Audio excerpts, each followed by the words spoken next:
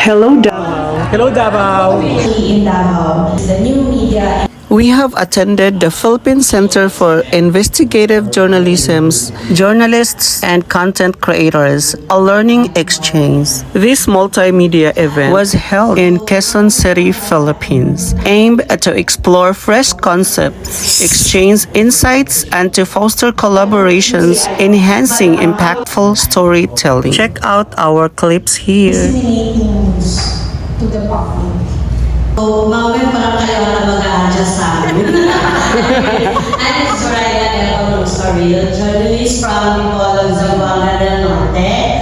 Then, mga expectation ko is, mas marami din ako matutunan, especially sa mga content creator. Ngayon, kasi yung ibang content creator is minsan mga nonsense pinopost, pero mas effective na ba-viral. Yung mga marami kang matutunan, yung mga educational materials ng mga content creator. Maliit lang yun, konti lang yung views. So at least dito, mas, syempre yung mga lecturer natin, mga magagaling. So at least, marami kaming manalearn, tsaka madadagal yung natutunan for sa akin. Then, manimit ko na si Sir Herman Alba. Isang social media specialist kasi siya. So, I'm from Butuan City and I contribute news for the news. My expectation is, since I'm a journalist, I want to, same as you, learn innovative ways in disseminating news, because in our generation, into visual talaga ang Gen Z. So since I do write, I want also to learn how to transform the traditional news form into interactive or yung visual. It's a multimedia form na makakuha talaga siya ng traction, especially for our generation. I'm Mark modulate. Hi, I'm Mark Davao ng Indian. You can call me Devon. Sorry, my nickname. Sorry. And I'm from Davao del Norte, Quezon City. So I'm actually one of the content creator of Young Advocates for SRHR. And at the same time, member of the Young People's Board of UNICEF, Young People's Action Team.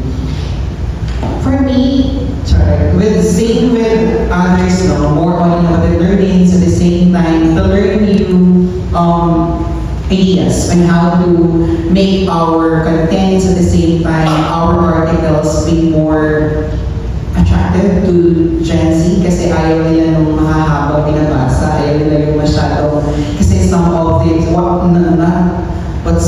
writers are using hyperlink or how to make something simpler. You can call me G. I'm from Rawi City and So, ako ay nanggaling sa organization, knowledge na now. Good morning everyone, my name is Andrew Ortega. So I'm an online journalist actually from the Fremont, one of the oldest media or newspaper in Cebu City. So my expectation for this learning exchange, actually, mas excited ako sa topic about AI, especially right now it's very relevant, and GMA introduces AI reporters, and as a traditional media sa newscaster, sports. Sorry. Mas gusto kong malaman about how can AI really helps journalists. So as you say, Iloilo, so I think I'm the only Iloilo here, or is there anyone from Iloilo? So this is quite a long introduction since marami lang yung internet. So my name is Adriana Delgado. I'm a registered librarian by profession, and I work for Iloilo Provincial Library Archives. So if you go, I'm a culture social media manager for the news. So, ano bang ginagawa ko? Meron kaming monthly quota of fact checks as one of the members of the International Fact Checking Network. From Mindanao, Davao, and I am a former editor-in-chief student publications, 𝐂𝐨𝐧𝐭, and I'm currently a student sa University of Southern Mindanao. And my expectation dito is, I'm looking forward for this event, this content creation, kasi yung page namin is yung gusto ko, mapalawak yung network yung student namin ng magiging followers. Paano namin siya gagawin? Kasi yung pinupost namin sa page namin, more on school activities, yung mga nangyayari sa campus na. So then, is mag-explore kami na how can we expand our audience. So, hello, morning po. Siguro simulan mo sa pagkain. Pagdating ko, sabi ko, Miss Wen, alam mo, kababalik ko lang ng Bacolod from out of town. Tapos marami ko na discover doon. Bago yung mga ulam, tsaka yung, di ba, gusto mo yung kiyaya, sabi ko sa kanya, yung bongbong sa ating Mercy. 10 times na mas masarap, yun ang discover ko. Yun. Sabi ko, ganito siya kalaki, very thin, pero nilalagyan ng salsa. Tapos marami pong sasabihin sa atin, okay. So, long story short, may dala ka. Sabi ko, punta ka doon, iikot tayo. Hindi ako nababili. Yun. But since, I think, eaters tayo, food trips gusto natin. Bacolod, siyempre, chicken and asal. At people, when they go to Negros or sa General Area, they drop by Bacolod to eat chicken and asal, desserts, leche manaba. But, yun, ang sinabi nila, yung malaking parenting na pilot biyaya sa Andiyan ako pala, correspondent for ABS-CBN ng Bacolod. Tapos nagpo-vlog din, consultant din ako sa local government. And I manage 6 to 7 pages din ako. Expectation was what I want to see the signal ng parang pag-part between mainstream media at yung mga content creators. And what do you do sa pag-manage ng pagpalaki ng following? Thank you. Thank you, Angela. Hi, good morning. Ako si Miriam Isakada, correspondent pa ako ng Philippine Star. And at the same time, nag-writing ako sa Freeman. Bumalik na kasi yung mga correspondent ng Star, pinasulat, kaya yung original, kinuha, pero sabi ni Sir, pili pa rin ako. And I'm also a writer and reporter of TYB, also Rancho, and Manila Broadcasting Company. And I am the president of Visayas and Mindanao Without Borders, and at the same time, president ng 𝐂𝐸 Press Corps. I'm happy to be here kasi yung page namin, kaya Media Without Borders, kasi nakita ko na nung tinatanggap ko yung mga reklamo ng mga tao na hindi sila nabibigyan ng pagkakataon para makipagpugyan sa gobyerno. Mga reklamo kasi hindi na nasa zone, na ganito. Nung ipinost ko yung mga reklamo nila, yung itong drainage ito, ang tagal na, walang takip. Alam mo na pupus namin, ina-action na agad ng gobyerno. Sabi ko, maganda to Then ito na naman. Kaya na, Without Borders, kasi meron doon isang babae na sulat nila. Siguro kung pwede ako makahingi ng tulong from netizen ko naman gusto ko dahil siya nanganak siya, 1 month siya sa hospital, hindi siya inano ng mga nakasawa niya. So although personal, pero nakakuha siya ng mga advices doon at saka natulungan din siya ng DSWD. Ito pa yung pinakalas na kinontent namin. Meron kasing kambal na wala talagang hirap. Pumunta sila sa LGU, hindi natulungan. Yung atay ng isa sa kambal para may problema. So, ilan araw sila, nasa kasi wala kasi pambili na Sumulat sila sa page namin. Alam, pumunta na sila sa Tingo, kaya nagkataon December, wala ng pondo. Pumunta siya sa BP office, wala na rin pondo. Nag-try lang siya doon sa amin. At saka, sinanag-sarin ko lang doon sa post sa division. What is doon? Kasi yung mga netizen talagang nag-respond. May nagpapadala ng ibang bansa, pero diretso lang sa kanila yung Gcash nila, doon lang diretso yung pera. Alam mo kung ilan ang nakuha nila? 200,018 pesos. Ang problema ngayon, ma'am, alam mo yung nakapila sa inbox namin na hihing ng tulong. Diyos ko, ang dami. Muna noong nag-pinos namin, maraming tumulong. At least 6 na. Hindi pa rin nasa 0.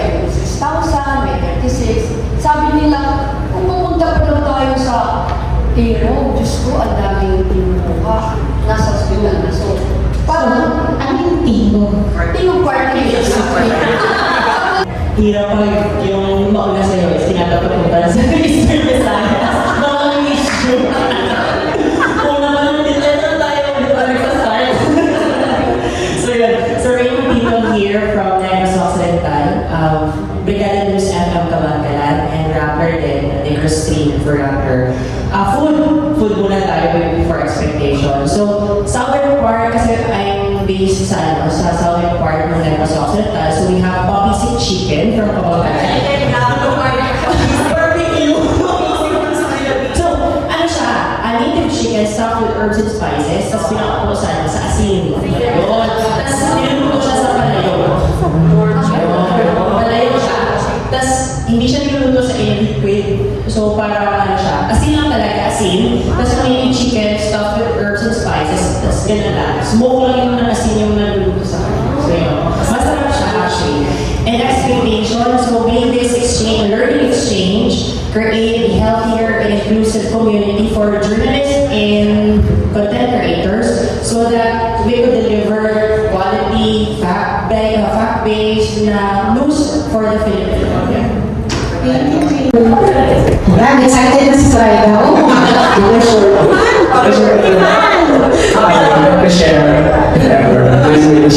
By the way, my name is Eman Alba Davao. 2 years ago, Davao, that is a gateway website about Davao, anything about Davao. I just shortly got to Davao, not really about culture, but it's talking about Davao City, Philippines.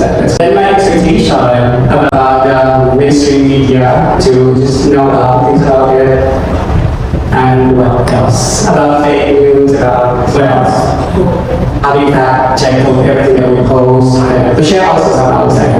In any case. As a thank you. And food. The food is from the Korean. It's the lechon. No, it's the crocodile lechon. Giant in Davao. Giant in Davao. In the park we have. crocodile lechon.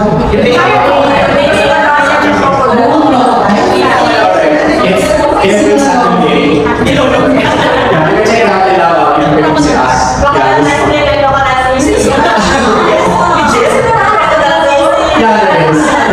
cheese.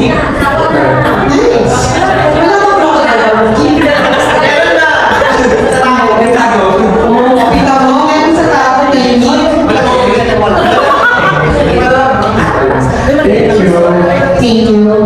Okay ka na, Sarayda. Yung pastel is pamigil, not again. Kasi it's hard to say. Yung pastel na, wala na kayo sa pamigil. Okay, pamigil, not again. Pamigil na. Unfortunately, kagayin mo, wala na lang siya. Anyway. Hindi ko na access doon. Good morning. My name is Maria. Please call me Mary. Ano ginagawa ko? Okay, so, okay. Professionally, I am a social media strategist and a publicist, but I blog sa Mindanao.com. So, sabi mo nila, swerte daw sa Mindanao, long time ago, yung mga medyo 8 years old pa. So, Mindanao.com, I own that, I think that's about 18 years old now. But my very first blog is available online. And there's a short story to that, kasi medyo kayo na-dedication sa buhay ko. We were born and raised, kami mga kapatid ko sa Davao. Tapos nilipat kami sa bukid ng mama ko, who is from Quezon. And then, parang I wanted to understand, or I wanted to fall in love with the province, so I started that blog. And I'm so proud to say that it's the only one standing until now. Yun lang talaga. So I think I have so much to offer sa table. And also, I also want to share, I worked in New York for about 3 years as a blogger. I was granted a work visa as a blogger. Yun. So I think that's also something that I would like to offer to people sa ating relationship. Okay. Expectations. Siguro, learn more about AI, although I do use AI now, but how we can maybe use it to our advantage, especially now na mas marami gumagamit, but irresponsibly. Okay. For food, pero meron kami ng ostrich meat. So we have ostrich sisig, we have ostrich adobo. Sa bukid mo, yung hindi, oh my God, I don't remember the name. na deserve.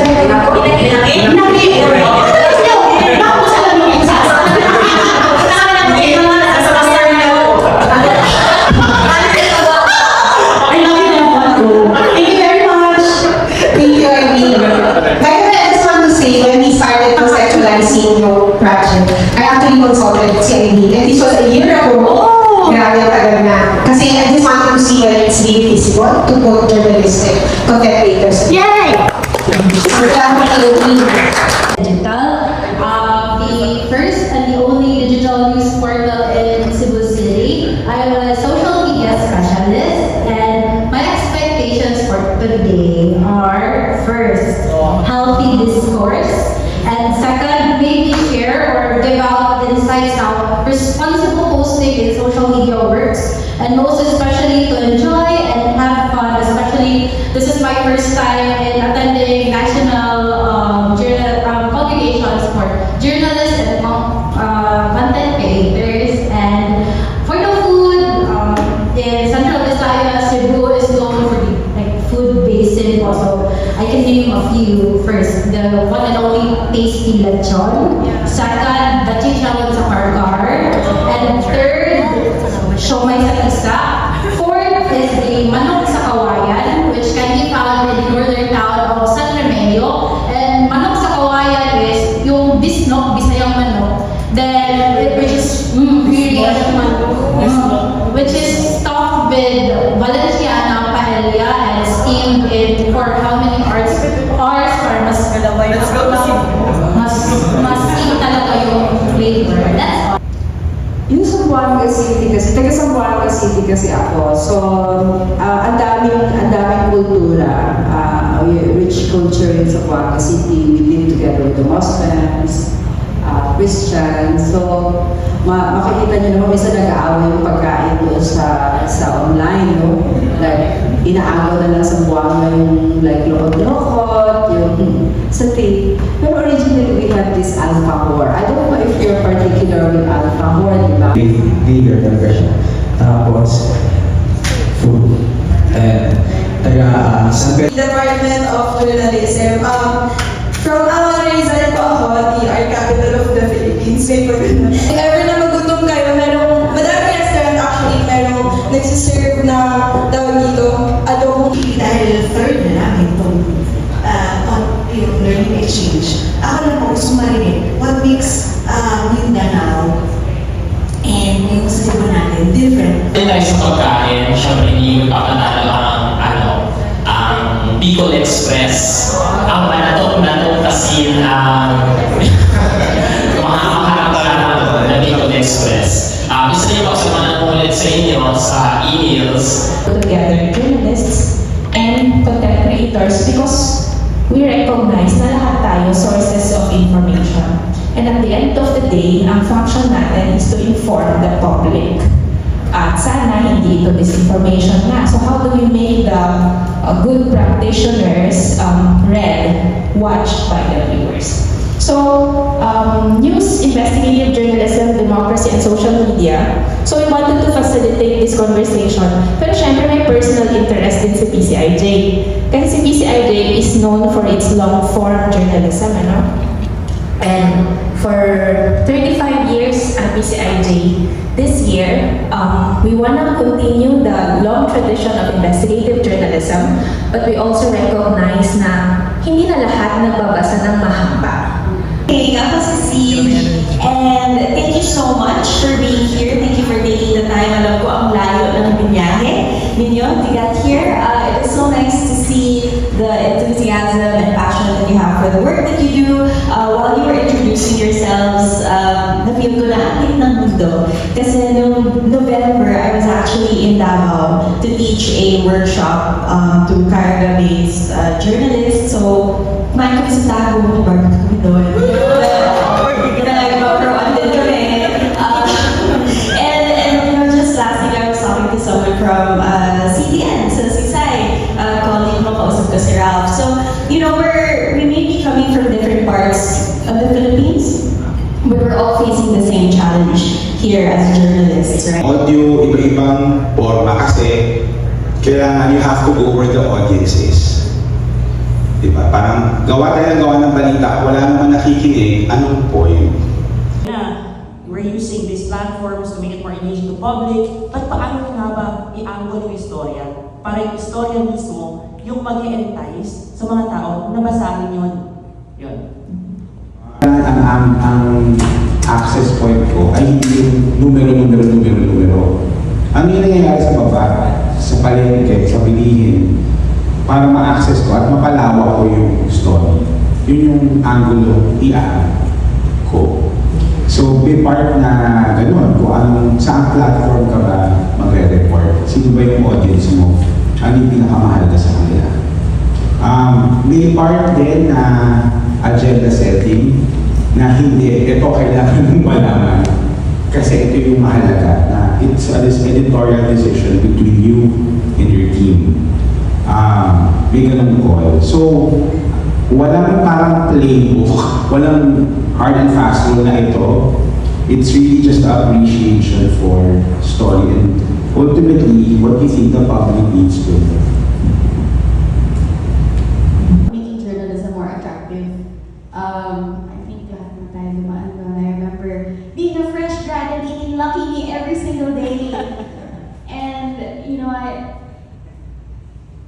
had to leave journalism, like straight on, full on network journalism for a while because it just wasn't financially sustainable for me. Meron akong mga pangarap na hindi ko mapondohan.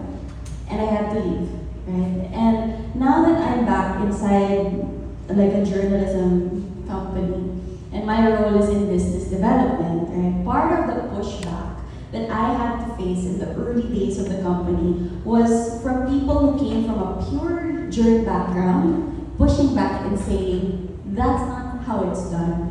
Hindi ka totoong journalist. Galing kang advertising. That's not how it's done. And I think one of the main challenges for journal companies right now is you have a whole big group of journalists who have never had to think about revenue focus in their entire lives. If you work in a big TV network, at hindi kahit ka boss, parang si Jeff, yung, just on average, when I worked in a big TV network, I never cared about, but binabasa ba yung storya ko? Kumusta yung, because we were too big to fail. I was GMA, then I went to ABS, too big to fail. That's how it felt. No one's pressuring you on thinking about user needs or sustainability or revenue even because Star Magic funds the news. GMA artistas, thank you Marian Rivera. Kaya lang tayo may pang ng dokumentaryo natin, di ba? But for us, right, small newsrooms, community newsrooms, small companies, revenue focus. And how do we become more revenue focused? A lot of it is being explorative about new product lines, about new ways to make money. I don't think we're the generation that's going to figure out how to make journalism sustainable or how to make, I think Gen Z yung gagawa, yung magka-crack ng code. Pero tayo yung bridge to the legacy and to, parang we have to make sure na nandun yung path for Gen Z to fix it. But at the same time, hindi makakalimutan yung learnings from the generation before us. So napaka-crucial nung kumbaga tayong tawid-gutom na generation, at least for journalism. That's what I think. Na we just have to make sure the boat doesn't sink until Gen Z figures it out how to make this whole thing sustainable. Paano pumasok sa journalism? I always say na isang pribilehiyo yung maging journalist sa bansa. Parang kung wala kang nanay o tatay o pamilya, sasandalan, sa unang taon especially, first few years, mahihirapan ka maging journalist sa bansa. Kasi ang baba talaga ng standard ng pagbabayad sa mga journalist dito sa Pilipinas. I want to say, kailangan mag-usap-usap yung mga boss at mga owners, ito pati elevate yung bayan, yung pay. Pero as we've seen sa CNN Philippines just last week, hirap ang mga negosyo. So, I don't know how to, again, answer that question. But, yun nga, I think through experimenting with business models, kung paano kikita ang isang kumpanya muli, ang lagi ko sinasabi is, let's fail fast. Parang try, go natin, let's throw things at the wall and see what sticks. Pero if nag-fail, tapos na, move on tayo, gawa tayo ng bago, let's fail fast. Kasi if we don't try, we won't know. Na paano magawin effective pala yung ganito? Kung hindi natin subukan, hindi natin malalaman effective. Pero kung una pa lang, flop na, huwag na natin sugan. Hanap tayo ng ibang paraan. Startup mentality, even for obviously legacy media, like legacy media, it's a startup mentality. And then sa new media new medium natin na ginagamit. This is very helpful, and we are hoping that in the latter part of this learning exchange that we will be having, at sana talaga apply natin in our own community, in our own practice, at the same time, ma-discover natin kung ano talaga ang role ng journalists at content creators in one community setting. In commerce, in selling products, I have sold Kape, Tender Care, Meralco, Bell Essentials, Nido, Milo, Flavor of the Month, Jollibee. So, ang dami ko ng brands ang hawakan. So, I was really born as a marketer to market ideas. What I realized is that the audience is king. It's always the king. The audience is always king. Because kung boss ko yung brand na babayad yung sweldo ko, ang boss nila actually yung audience, right? Kasi sila yung bumibili ng mga brand. So if you ask the question, who pays for free media? It's the brands, right? But who ultimately pays to keep media free is you and the audience, right? You get the distinction. Ang nagbabayad ng kaya ng media ng free media is because Nescafe is buying into channels and newspapers. Of course, when ABS-CBN was closed, it's to get one audience. So when you get one, make sure you don't lose that audience again. So the way to do it is to parse the content, right? That's why you say that actually follow, like, subscribe, share. Kasi we have those things, right? So once you get your audience, meron ka ng point, ang ganda ng kwento, di ba? Di ba parang ganda yung ano? Patay na yung issue, katimpa, di ba? Nakapag-resibo. I mean, in a meso-narrative context, it really works, eh. You have so much at your disposal to be in social media. Kayo may kwento, kayo may resibo, kayo may mga motivation, kayo may mga pasabog, mga inungkat, mga discoveries, di ba? Truth is actually stranger than fiction if you think about it, right? So you have it, you have all the materials. You just have to fix it a bit so that it lives better in the social media space. Kasi kung nung panahon namin, we have enough media budget so our messages do not live in social media spaces. We don't have to rely on virality. Kasi meron kami social media, meron kami media budget di ba? Enough to make the message sink and work. Virality for us in our days was gravy. Yung extra na lang yan, di ba?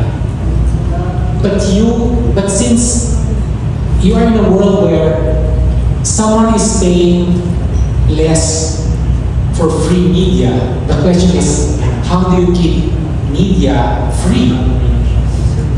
Who pays for the freedom of media?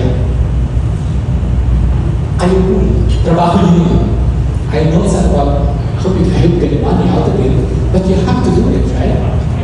No one will come and say, you do it. There's an Australian model about 12 years ago, it's Carmela, of journalists working with academia. So creating, getting their expertise from there, then they're funding their own news. I don't know what happened with the model, it's in Australia. Kumbaga, to keep themselves from interference. Kasi when it's paid by the state, it's worse, right? When it's paid by corporations, it's still bad, di ba? Tungkol sa testing, kung sino yung mag-work or something. For content creators, ginagawa namin sa ads manager yun, di ba? Kasi we can do A/B testing Tapos, tinitingnan din kung, let's say, first 90 characters of the caption or maybe 140 characters or 70 characters. Or better ba ang engagement if it's bold or different yung font? And also I want to share that I am one of the founding directors of the Creator and Influencer Council of the Philippines. And this, yung exactly, lahat ng mga sinabi mo yun, gusto namin i-promote sa mga creators and influencers ngayon. Ano din, ang mindset is entrepreneurial na rin dapat. Kasi syempre, we are selling ourselves, di ba? Wala naman kaming malaking corporation behind our backs who will support us. So, kami yun. So, parang, we also have to learn what to wear, and, you know, how to present ourselves. So, I feel that it's doubly hard because kami lang, solo. Yun, just wanted to share. So, paano po ba may bibigay po kayo ng tips sa amin, especially ako sa radio, kung paano mapasabog para naman at least kahit paano yung mga listeners namin, at least madagdagan pa paano yung sponsorship or advertisement sa radio program namin. Yun po. Baka kasi pag narinig pang boses na, Kasi yung boses ko kayo, ano naman yung boses ko sa Radio Mars. So, kasi huwag na tayo mag-sample kasi nag-apply ako sa mag-audition po ako. Direct. Baka may alam mo, bilang babae sa kalma.